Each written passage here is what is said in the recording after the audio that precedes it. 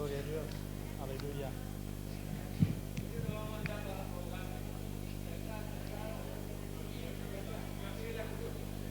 Amén. Bien, no sé si los niños tienen clase hoy. Estaba previsto que tuviéramos hoy Santa Cena, pero lo vamos a dejar para la semana que viene. Así que si van a salir, que salgan. Los demás nos sentamos. Me gustaría que pudiéramos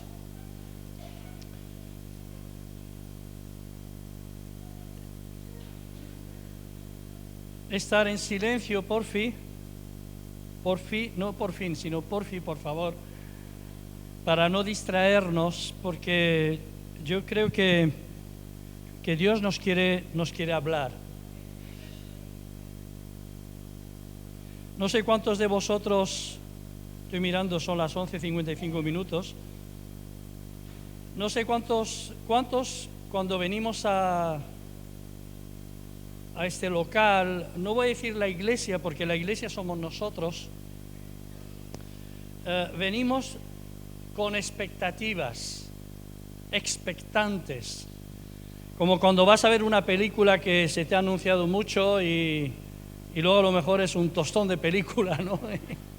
Y vas con expectativas para saber qué es lo que vas a ver. Como yo no sé cuántos de los que estamos aquí hemos venido con expectativas respecto a qué es lo que Dios nos quiere hablar.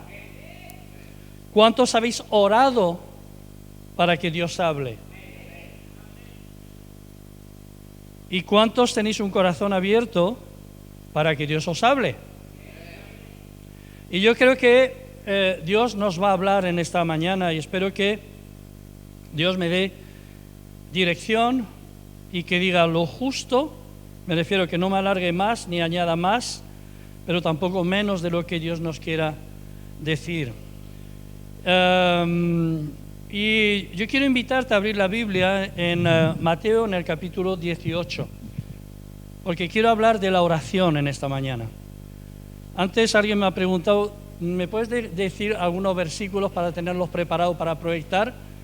Y le he dicho, es que no sé aún lo que voy a compartir, porque tengo dos mensajes y dependiendo de cómo vaya la reunión compartiré uno u otro. Y Diego ha hablado al principio en Efesios capítulo 1 acerca de ser iluminados por Dios, ¿no? ¿Qué es ser iluminado? O sea, yo puedo tener una habitación, no tengo una Biblia en papel aquí, pero si tuviera aquí una Biblia, bueno, tengo este papel.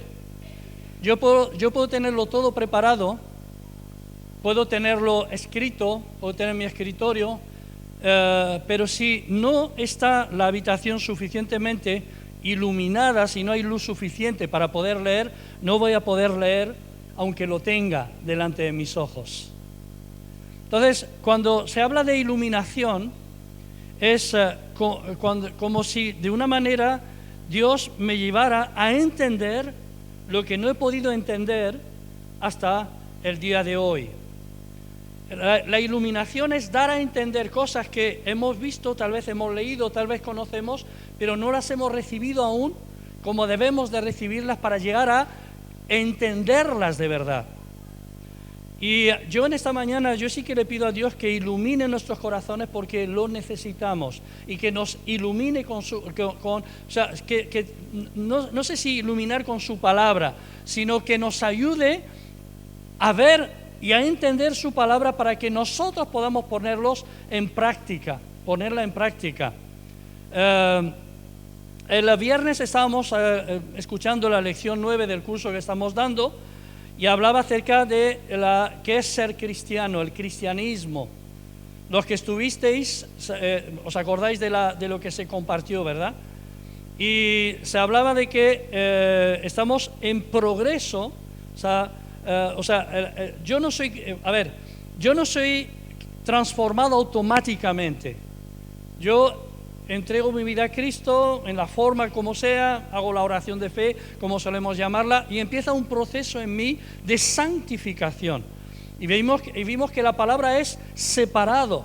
Separado no es que me voy a Portaceli, donde está la cartuja de los monjes, para separarme, sino es que aún estando con la gente, empiezo a ser diferente a la gente que me rodea para ser como Cristo llegó a ser o fue. Entonces soy separado en ese sentido. No es que me voy de mi familia, me separo del trabajo donde estoy o me voy de la ciudad donde estoy. Estoy siendo separado en cuanto a un estilo, una forma de vivir para adoptar otra forma de vivir, que es la forma de vivir del reino de los cielos. Parte de la oración de Jesús, cuando Jesús nos da la oración modelo, que nosotros hemos llamado el Padre Nuestro, Él dice, venga tu reino, y que tu voluntad sea hecha en el cielo como también en la tierra. Esto nos da a entender que no todos están en el reino y tampoco siempre se hace la voluntad, no todo es voluntad de Dios. Porque si todo fuera voluntad de Dios, no tenemos por qué orar que sea hecha tu voluntad. Amén. Yo quiero que entendamos, que tengamos esto muy claro. Todo ocurre con permiso de Dios y hay cosas que ocurren por voluntad de Dios, pero hay cosas en nuestras vidas que ocurren por nuestra propia voluntad y tenemos que sujetar nuestra voluntad a la voluntad de Dios. Y en esta mañana yo quiero iluminaros un poquito más a través de la palabra, okay, que Dios me ayude a que sea compartida. Bueno, que Dios me ayude, me quiero buscar las palabras. Entonces, vamos a leer en Mateo 16. Luego vamos a leer Lucas 18, ¿vale? Quiero hablar de la oración en esta mañana. ¿Os parece bien? ¿Por qué? Porque el texto que Lidia ha leído, sumado al texto que Diego ha leído, me ha hecho entender que tengo que compartir esto. Y la traigo preparada. No es que la he preparado, ya la traigo preparada. Entonces dice, vamos a hablar de la oración. Y vamos a entender, a ver, primero necesitamos entender qué es orar. ¿Qué es orar? Es hablar, sencillamente hablar. Y algunos de nosotros hacemos unas oraciones tremendas que cuando alguien viene por primera vez dice, es que yo no sé orar, tú sabes hablar. El problema es que tú no hablas como habla Dios. Y nos comparamos a veces con el que habla unas oraciones, pero puede ser, y vamos a ver realmente a la luz de lo que Jesús enseñó, qué es orar. No a la luz de lo que multitud de libros han enseñado, sino a la luz de lo que dice la palabra de Dios, qué es orar y la forma en cómo debemos de orar. Pero solamente unas pinceladas porque hay mucho más, ¿ok? Dice, vale, Mateo 16. Jesús está hablando acerca de, que debería de tener mi Biblia en papel, porque ahí me veo, lo tengo mejor, lo tengo... Mateo 16, vamos a leer, versículo 15. Y todo tiene que ver con la oración, pero sobre todo no es tanto qué palabras usar, sino es mi actitud en la oración, que es diferente. Dice, por tanto, si tu hermano peca contra ti, puede ser un hermano natural, o sea, me refiero a hermano de carne. ¿El qué? Perdón, Mateo 18. Sí, 16, he dicho 16 antes. Sí, perdón. Empezamos bien, ¿eh? Pero esto me gusta porque eso hace ver que estáis atentos, ¿eh? Mateo 18, versículo 15, dice, por tanto, si tu hermano peca contra ti, ¿qué he de hacer? Y esto va a ocurrir en la familia, va a ocurrir en la iglesia, va a ocurrir en las congregaciones. ¿Estáis conmigo? Si tu hermano peca contra ti, ¿qué debo de hacer? Voy a poner a mi yerno, por ejemplo. Si mi yerno peca contra mí, ¿Qué es pecar contra mí?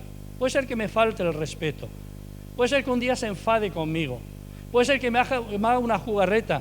Puede ser que un día lo invite a comer y se me lleve media casa. O sea, peque contra mí. ¿Qué tengo que hacer? Pues vamos a ver qué es lo que la palabra de Dios me dice. Dice, si tu hermano peca contra ti, ve y repréndele.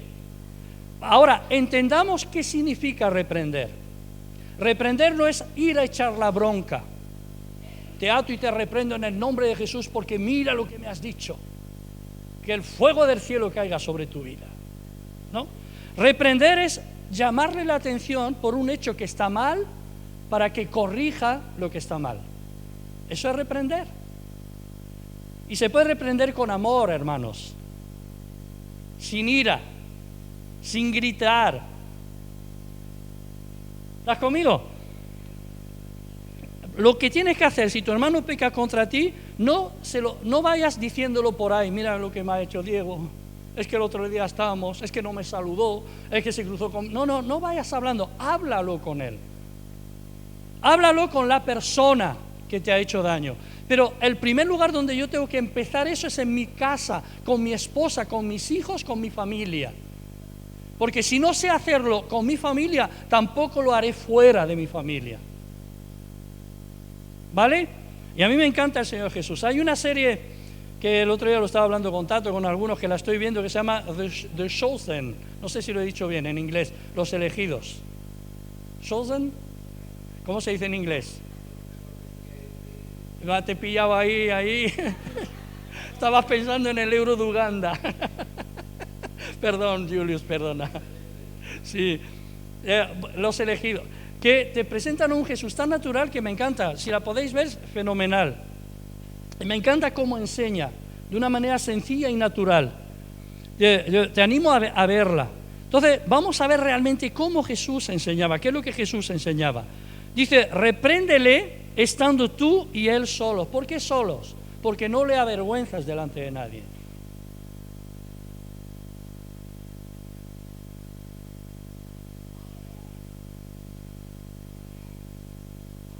Mira lo que me ha hecho. Bueno.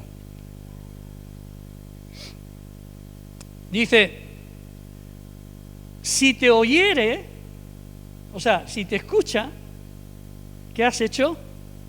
Has ganado a tu hermano. Impresionante, ¿no?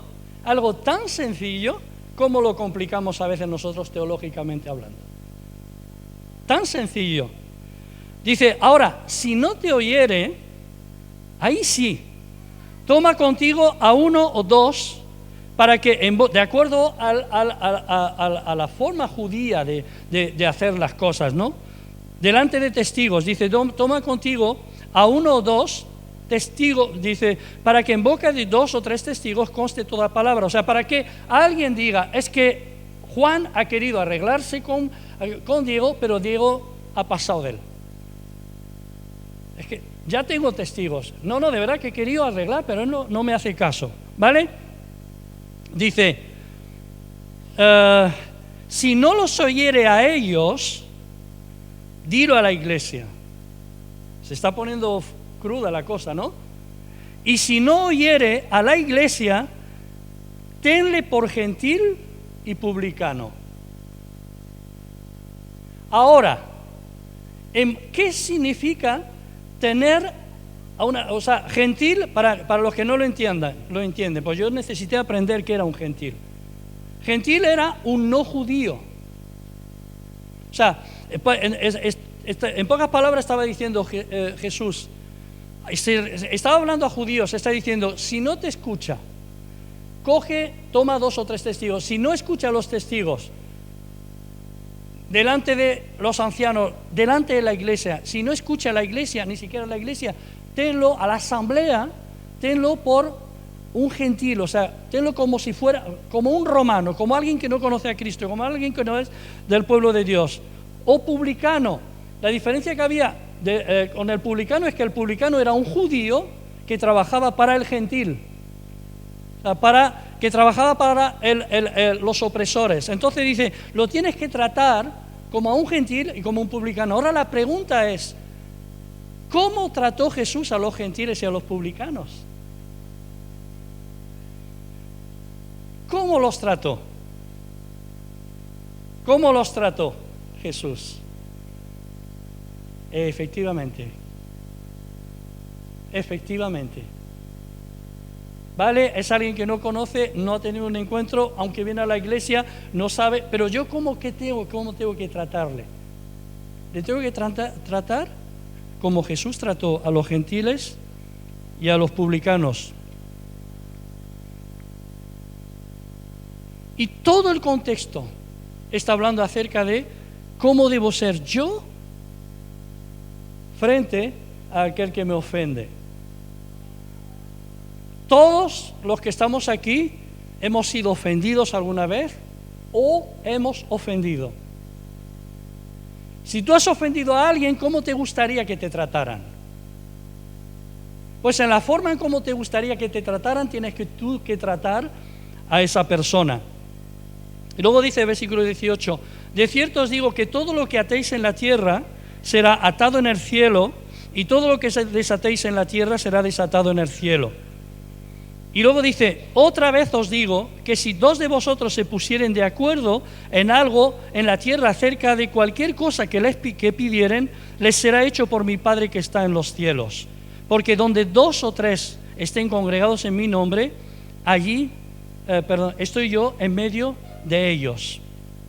Y dentro de ese contexto hay una pregunta que no tiene nada que ver a veces en la forma en cómo hemos interpretado nosotros este texto. Y no quiero entrar a interpretar ahora el texto porque no me daría tiempo. Pero si donde dos o tres estén en mi nombre, ahí estoy yo en medio de ellos. Entonces Pedro, que entendía lo que Jesús estaba diciendo, se le acercó y le dijo, Señor, ¿cuántas veces perdonaré a mi hermano que peque contra mí? ¿Hasta 7? Y Jesús le dijo, no te digo hasta 7, sino aún hasta 70 veces 7. Por lo cual, y luego hay una parábola, el reino de los cielos es semejante a, y luego vosotros podéis leerlo en casa, porque es una parábola para ilustrar la enseñanza que Jesús está trayendo. Está diciendo, si estáis conmigo, en pocas palabras está diciendo, es tan importante que cuando os juntéis en mi nombre estéis en paz los unos con los otros, porque yo estoy en medio vuestro. Está diciendo en pocas palabras, no podéis juntaros de cualquier manera. No podéis. Porque lo único, si queremos, cuando habla de atar en el cielo, lo que atemos en el cielo será atado en la tierra, lo que atemos en la tierra será atado en el cielo. Hemos hecho una doctrina, solamente hay 2 textos bíblicos en los que aparece lo de atar y desatar. Uno es este, y el otro es atar al hombre fuerte. Y hemos hecho una doctrina espectacular de 2 textos sacados del contexto. Cuando habla de atar está diciendo tomar una decisión juntos, estar de acuerdo en algo. Si os ponéis de acuerdo en algo, vosotros que sois mi iglesia en la tierra, mi Padre que está en los cielos oirá y escuchará. Y lo que ato aquí, de acuerdo con mi hermano, está atado en el cielo. Si tomáis una decisión, está atado en el cielo. No sé si me estoy explicando. Va mucho más allá de juntarnos para rezar juntos. Está diciendo caminar juntos, que nuestros corazones latan al mismo compás, que no haya nada que nos separe, porque donde 2 o 3 están juntos en mi nombre, allí estoy yo en medio de ellos. No sé si me explico, así que no podemos venir a juntarnos como iglesia de cualquier manera. Habla de unidad. Es más, la palabra juntos, la palabra de unidos, en este pasaje originalmente dice si vuestros corazones laten al mismo compás. El griego original dice eso. Entonces, lo que está diciendo es que yo con mi esposa, mi corazón tiene que latir al mismo compás del suyo. Y el primer lugar donde yo tengo que arreglar es con mi esposa. Si mi esposa peca contra mí, ni se te ocurra. A ver, ¿Pecamos o no en el matrimonio uno contra otro? ¿No levantamos la voz? ¿No faltamos a veces el respeto? ¿No imponemos nuestra voluntad? ¿No escondemos secretos a nuestro esposo o a nuestra esposa? ¿O esto no pasa aquí?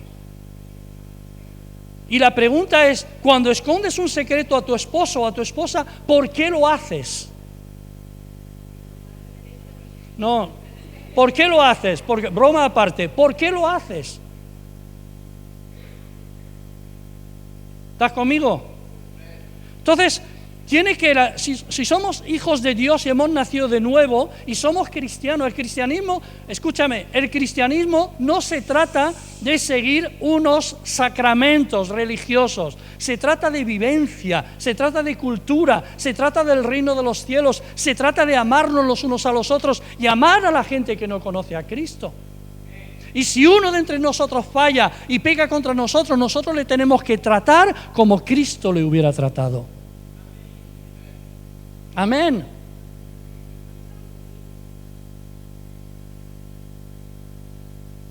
Y si yo elevo mi oración a Dios y en mi corazón tengo algo contra ti, la palabra de Dios me dice que mi oración no será escuchada. Y no lo digo yo, lo dice Dios, lo dice Jesús. Amén.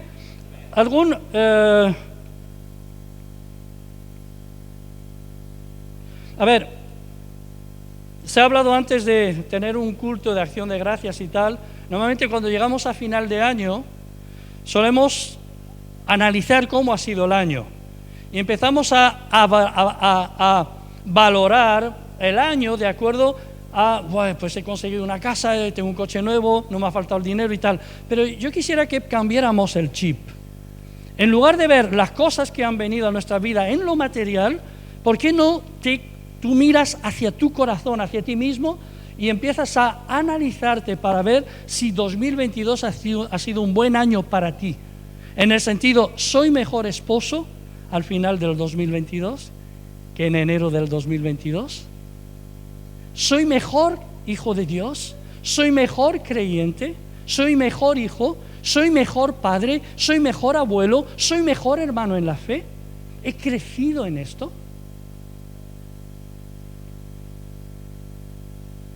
¿Estás conmigo? Lucas 18.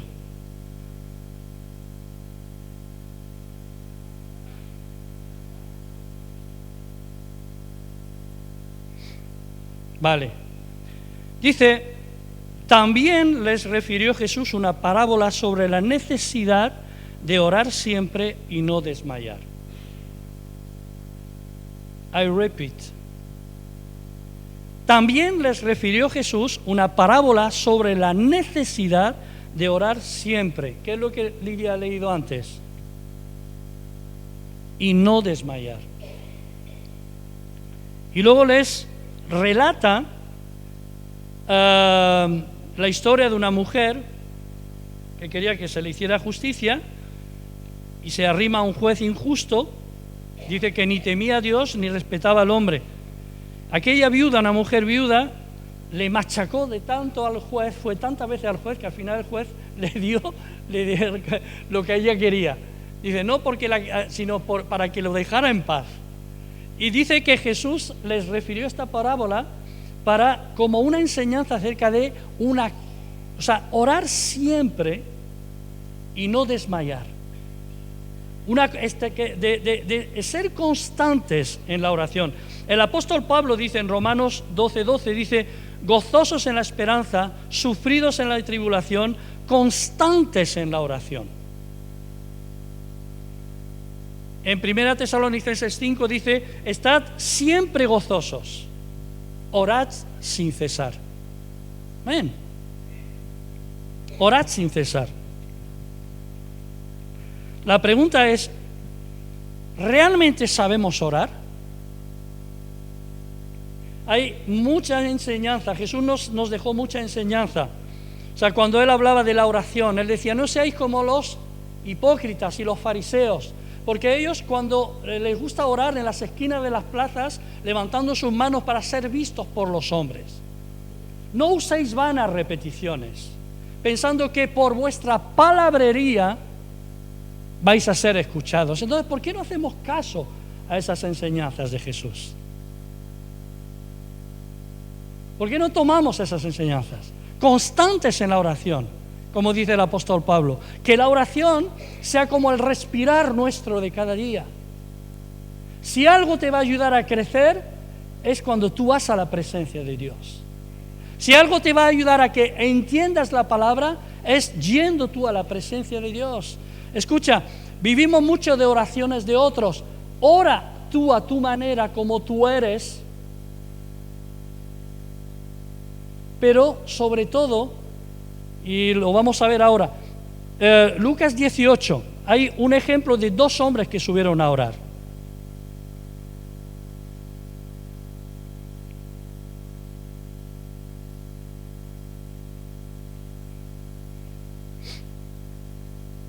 Dice, Jesús se dirige, en versículo 9, 18, 9, a unos que confiaban en sí mismos como justos. Es interesante, ¿no? Algunos que confiaban en sí mismos como justos. Yo soy un hombre justo, yo soy bueno, yo no he pegado a nadie, yo no he robado a nadie, tal. Dice, a unos que confiaban en sí mismos como justos y menospreciaban a los otros, dijo también esta parábola. 2 hombres subieron al templo a orar. ¿Vale? Uno era fariseo y el otro publicano. El fariseo, puesto en pie, oraba consigo mismo de esta manera. O sea, Dios, cuando dice oraba consigo mismo, yo entiendo que es que no lo pronunciaba en voz alta. Pero aquí vemos el concepto que él tenía de la oración y la forma en cómo se dirigía a Dios a través de la oración. Dice, consigo mismo decía, Dios, te doy gracias porque no soy como los otros hombres. Soy mejor, ¿no? Dice, porque los otros ¿cómo son? Son ladrones, son injustos, son adúlteros, ni aun como este publicano. O sea, que el fariseo conocía al publicano. Y luego dice, esto puede ser que sea que alguno de nosotros nos identifiquemos, ayuno 2 veces a la semana, soy un buen religioso, doy diezmos de todo lo que gano. Este es el miembro con el que todos los pastores sueñan. Así que tenemos al fariseo que oraba consigo mismo. Wow, qué bueno que soy. No soy como ese desgraciado. Ahora, ¿qué dice?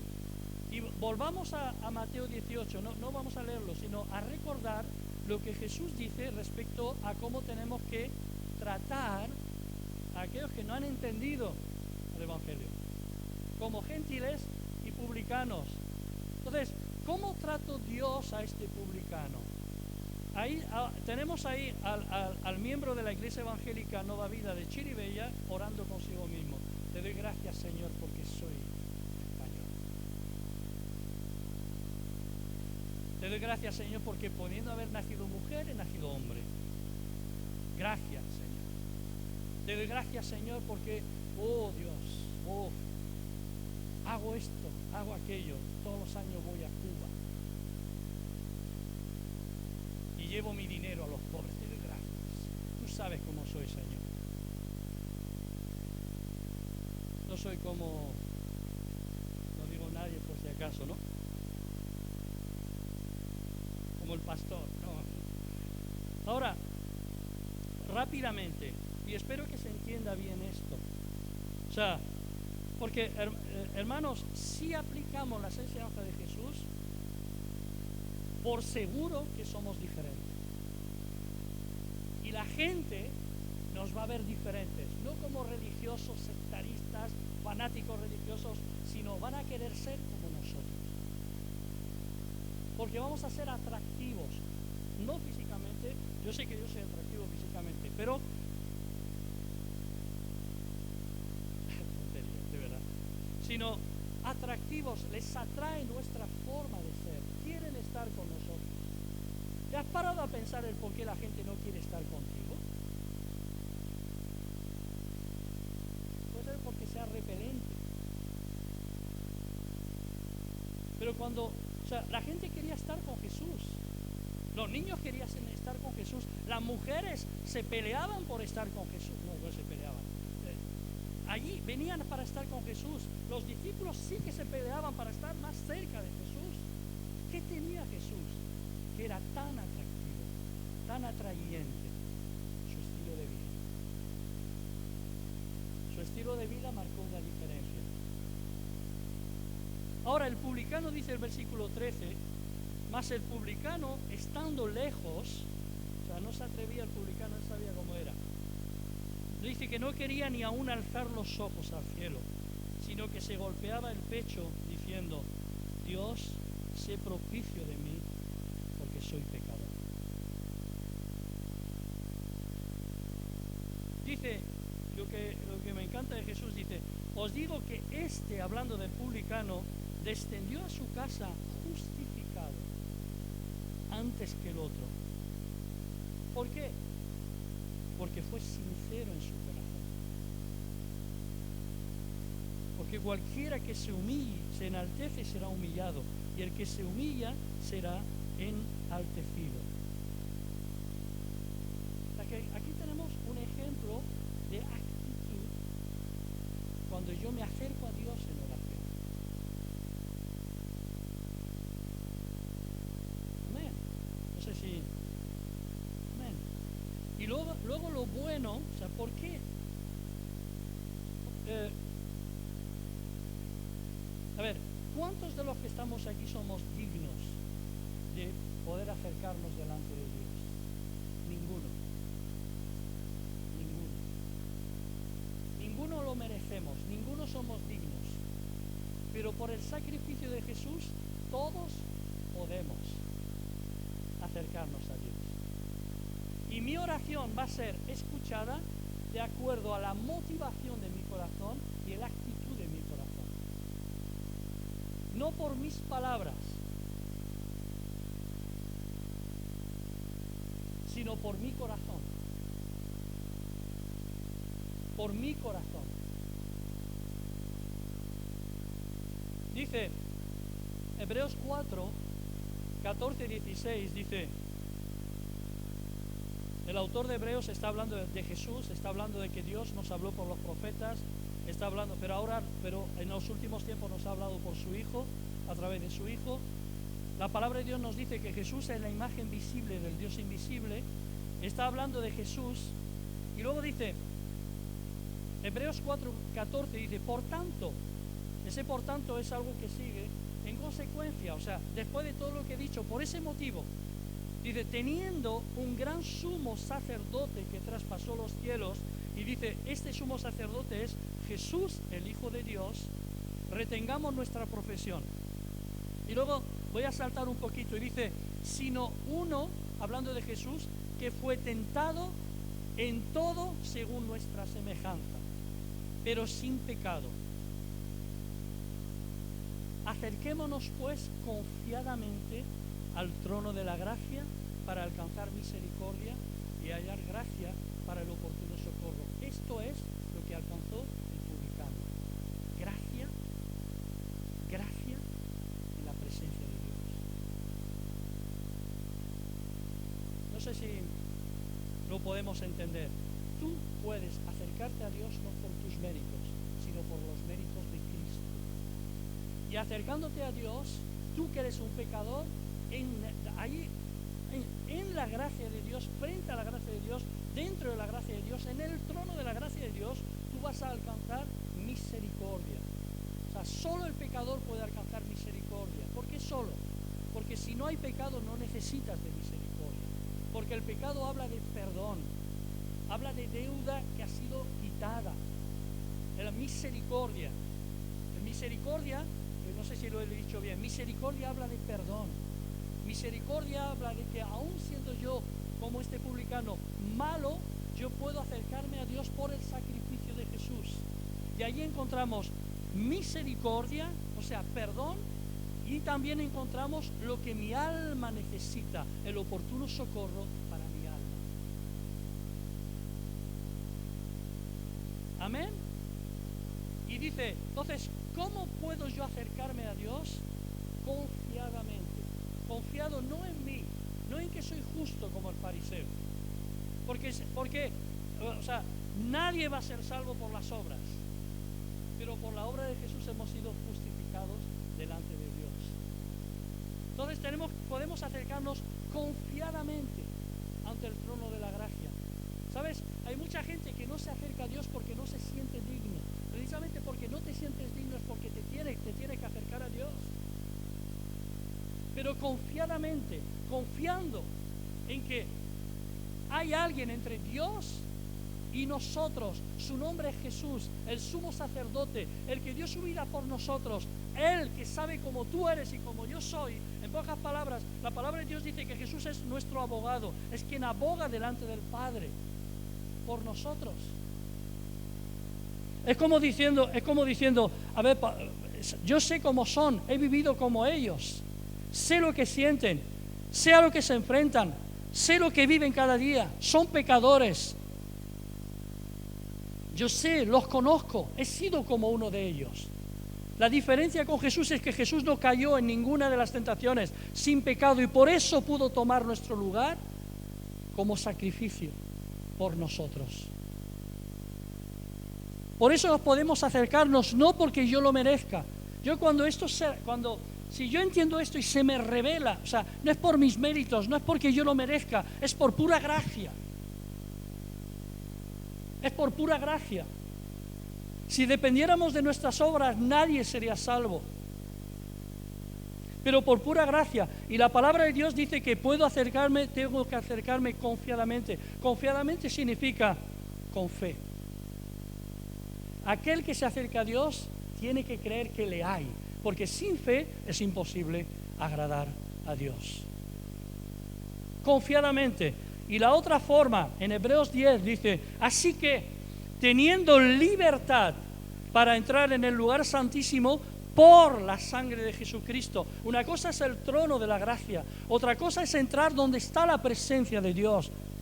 Y la presencia de Dios, cuando vamos al Antiguo Testamento, vemos que en el templo y en el tabernáculo bajaba sobre el lugar santísimo.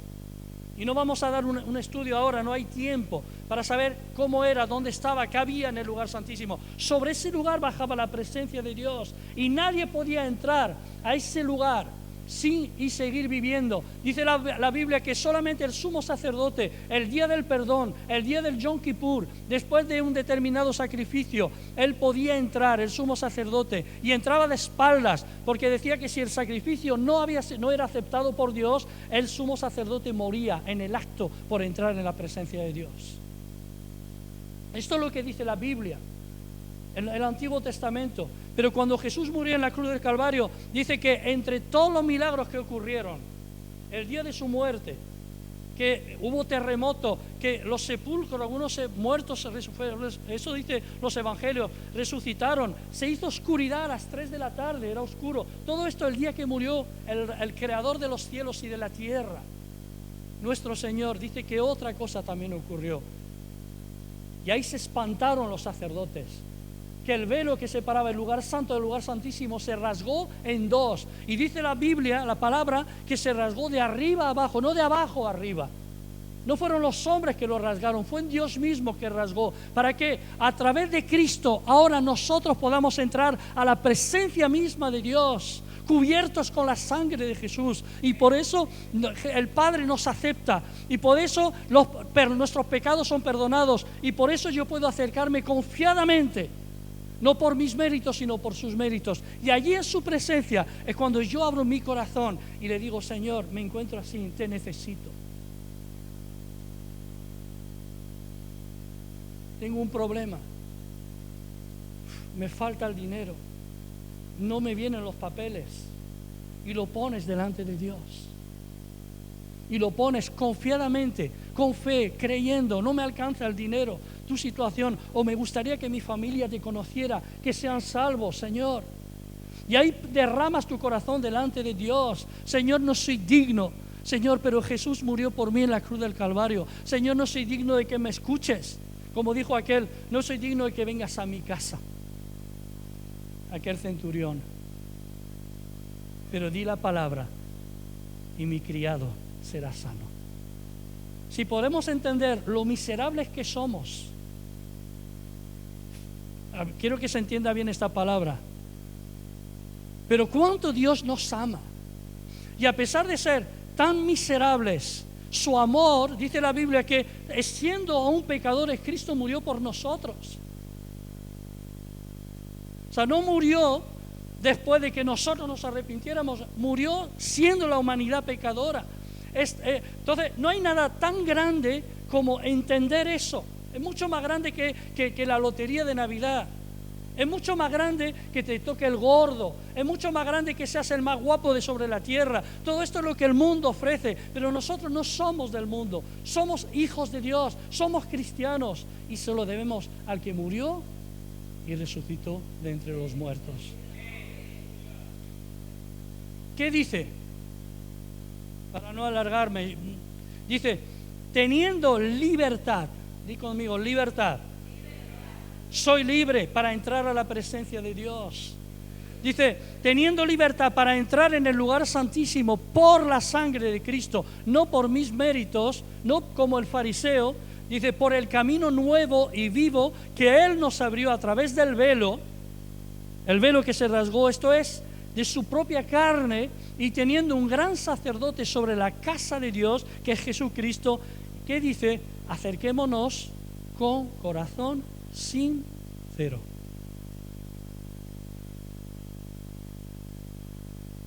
Dos hombres subieron a orar. Uno fue justificado y el otro no. Dos hombres subieron a orar. ¿Cómo debo de acercarme? Primero, confiadamente. Segundo, con corazón sincero. Yo no puedo, es absurdo intentar justificarme delante de Dios. Y escucha, eso fue lo que hizo Adán, eso fue lo que hizo Eva, y eso es lo que la humanidad ha intentado hacer a lo largo de la historia. Y muchas veces nos hemos justificado delante de Dios a través de la religión, haciéndonos religiosos, pensando que nuestra religiosidad nos va a acercar a Dios. Y Dios no es religión, Dios es vida, Dios es relación. Amén. Corazón sincero y plena certidumbre de fe, purificados los corazones de mala conciencia, lavados los cuerpos con agua pura. Termino con esto. Jesús era un hombre de oración.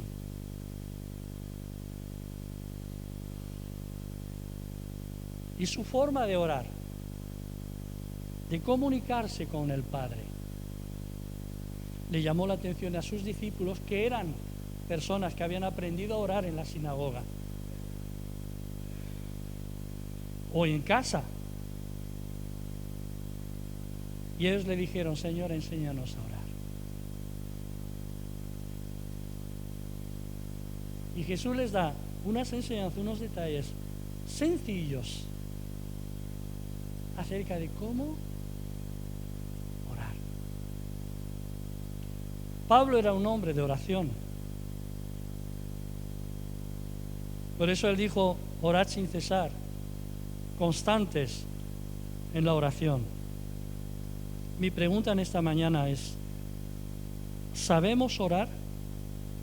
¿Cómo hay que orar? Porque a veces el concepto que tenemos de la oración es un concepto muy religioso y no bíblico. Y no bíblico. Yo recuerdo un mensaje de WhatsApp que un pastor envió porque tenía a su hijo, no era su hijo, pero su nieto en la UCI, muy grave. Y él envió esta frase: hay que orar mucho para que Dios pueda actuar. Y mi pregunta es, ¿realmente mi Dios es así? Pero ese es el concepto que muchos tienen de la oración. Tenemos un concepto de congregar mucha gente y levantar muchas oraciones. Y congregando mucha gente y levantando muchas oraciones vamos a mover la mano de Dios. Es importante congregarnos para orar. Y es importante elevar oraciones. Pero lo que realmente va a tocar, no sé si es tocar el corazón de Dios, es la actitud de mi corazón cuando yo me acerco a Dios y la motivación que me lleva a orar. No es cuestión de palabras, no es cuestión de frases escritas. Yo te podría escribir, yo muchas veces y concluyo con esto, yo tengo mucha dificultad o tenía mucha dificultad a la hora de orar, cuando me apartaba para orar o venía aquí a orar. Porque terminaba orando, esto creo que lo he dicho más de una vez, oraciones aprendidas aquí de memoria.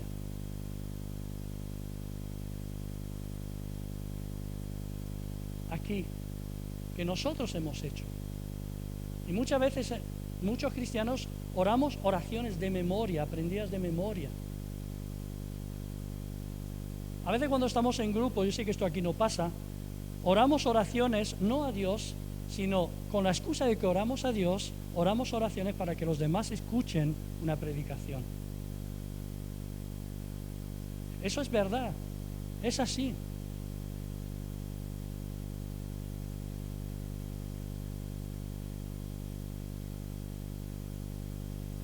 De verdad que no os enfadéis conmigo, ¿eh?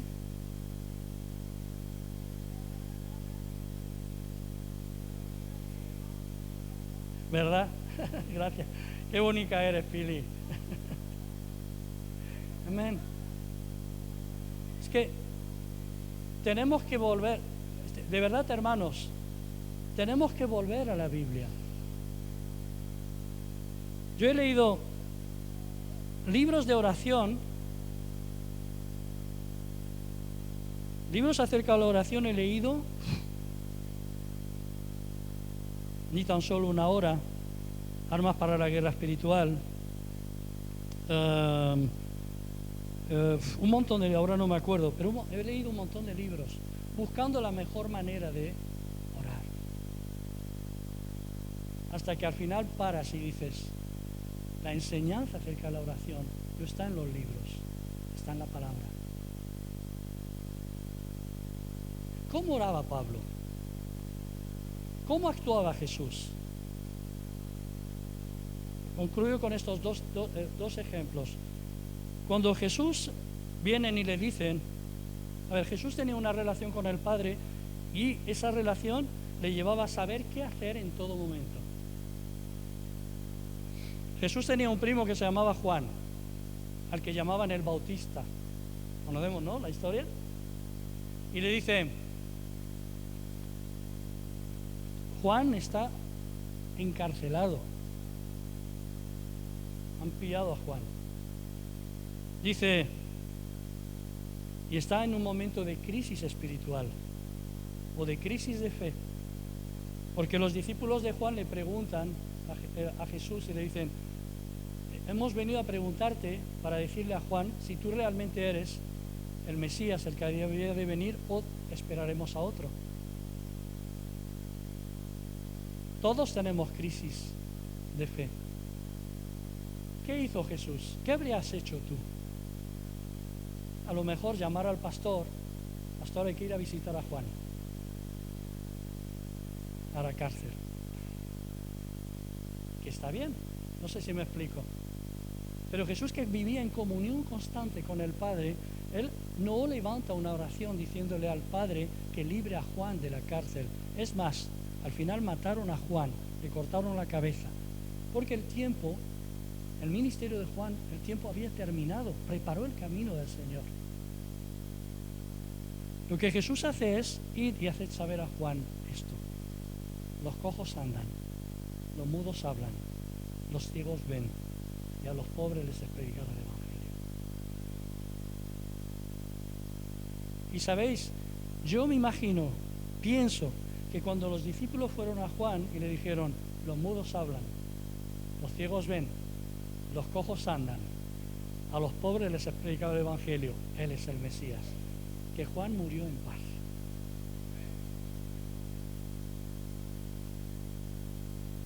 Amén. Aleluya. Y Pablo, cuando él estaba en la cárcel, él en ningún momento pide a la iglesia que oren para que Dios lo saque de la cárcel.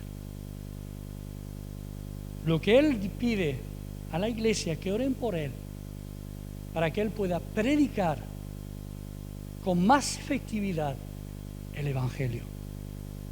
Pablo tenía muy claro cuál era su llamado.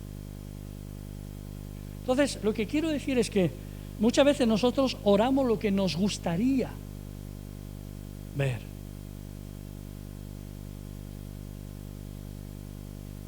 Lo que queremos ver, la forma en cómo nosotros pensamos que Dios tiene que obrar. Pero cuando yo estoy en sintonía con Dios, el Espíritu Santo, como hemos oído antes, es quien va a dirigir, me va a decir la forma, incluso la forma en cómo debo de orar en medio de una situación. Así que mi oración en esta mañana es que Dios nos enseñe a orar. Que seamos constantes en la oración. Que oremos de forma correcta. Y Jesús, cuando Él hablaba, ¿no? Hay un versículo, dice, y cuando estéis orando, perdonad. Porque si no perdonáis, mi Padre tampoco os perdonará. No se trata de oraciones, no se trata de repetir 10 veces el Padre Nuestro como una penitencia o 5 veces el Dios te salve María. No se trata de eso. No se trata de que alguien, se trata de que tú, como eres, en tu forma, seas sincero con Dios. Y en tu sinceridad, Dios hablará a tu corazón. Dios hablará a tu corazón. No intentes orar como yo, pues yo tengo mi forma. Sé tú con Dios. Sé tú con Dios. Orar es hablar. Y ahora puedo hablar con mi Padre por lo que Jesús hizo. Amén. Aleluya. Gloria a Dios. Vamos a darle gracias al Señor.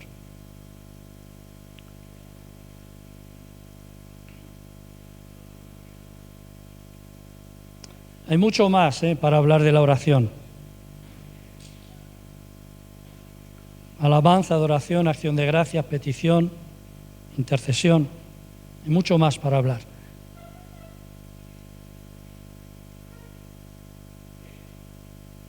Yo quiero darte las gracias, Padre, primero porque ahora en este momento, cada uno de los que estamos aquí, podemos dirigirnos a ti en oración, Padre, por los méritos de Cristo. Podemos elevar nuestras oraciones en este lugar. Yo quiero darte las gracias porque hasta aquí tú nos has ayudado. Quiero darte las gracias por los tiempos que estamos viviendo. Quiero darte las gracias, Señor, por todo. Ahí podría estar aquí un montón de rato.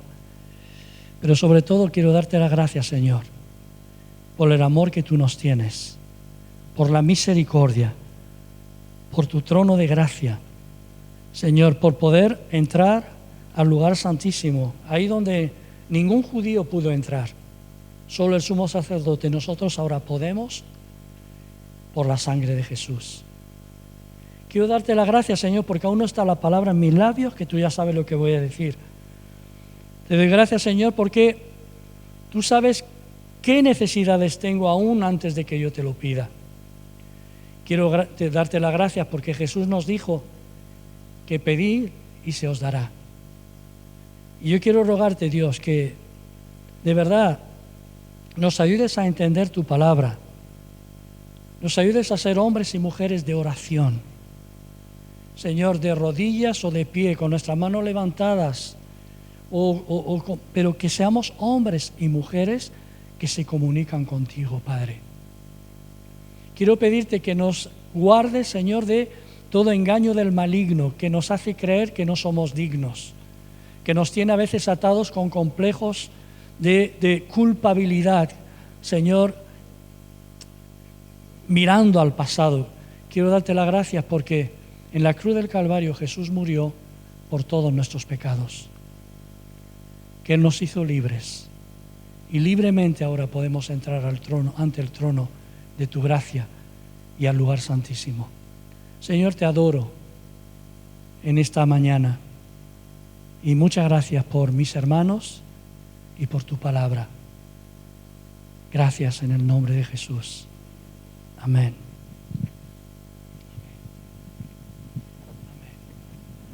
Amén.